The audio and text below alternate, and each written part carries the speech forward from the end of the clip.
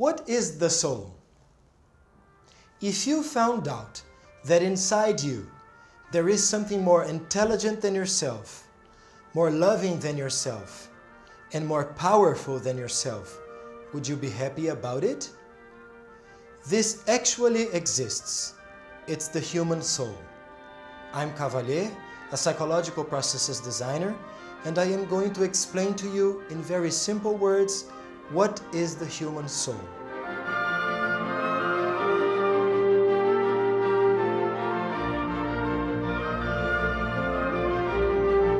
Most institutions try to define the rules that everybody should follow. This is called morals.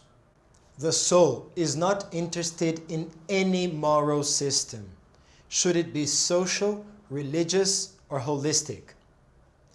If the soul does not abide by any system, how can someone know what is right and what is wrong?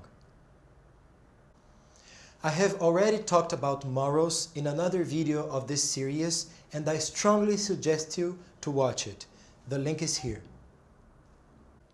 Knowing that the soul doesn't care about morals, our first reaction is to think that the soul is immoral.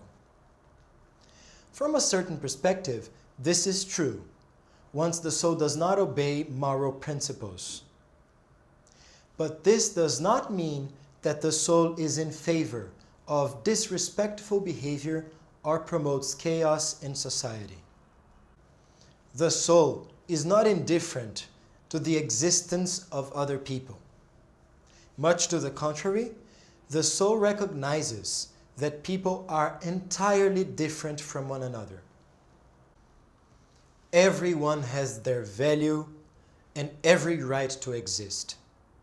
The proof of that is that they exist.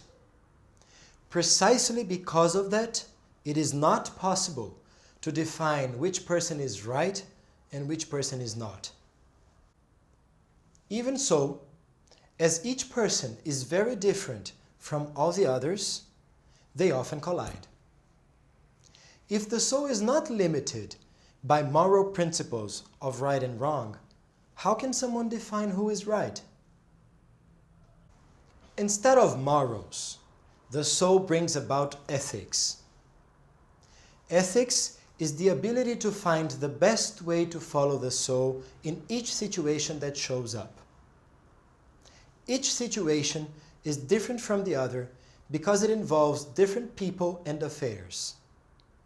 Therefore, there are no standardized solutions. Each situation requires an ethical conflict. It is mandatory to consider the soul's standpoint, each person's standpoint, as well as yours. Only then can someone make an ethical decision. For over 20 years, I have been dedicated to destroying all moralism inside myself. It's not easy, but I have been succeeding. Currently, I live a pretty strong ethical conflict. I am positive I excel in the spiritual and psychological knowledge and techniques I possess because they were studied, tested, and perfected for 2 decades. But they are radically divergent from the sugar-coated spirituality that is practiced nowadays, in most cases with exclusively commercial goals.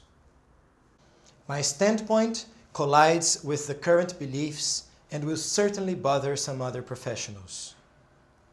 My point of view is not a repetition of the same ideas that have been taught again and again, and I will probably suffer prejudice for not fitting in widespread moral principles.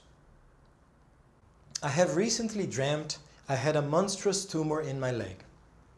As I was in a public event, I was embarrassed. My sister, who is a physician, was there with her husband. I asked her if she could help me, and she said yes. She replied, "I can, but you will have to do some networking." The dream is crystal clear. If I want to achieve a higher level of health, I must do some networking. To follow my soul, I need to let the public know my point of view and take the risk of undergoing a backlash and of being the target of incomprehension and prejudice. But I must also take the risk of being understood because there is a lot of amazing, clever people out there. Talk to me. Agree or disagree with me on the comments. In the next video, you will see that the soul is not your enemy, although sometimes it goes against you. Subscribe to the channel and watch the next one.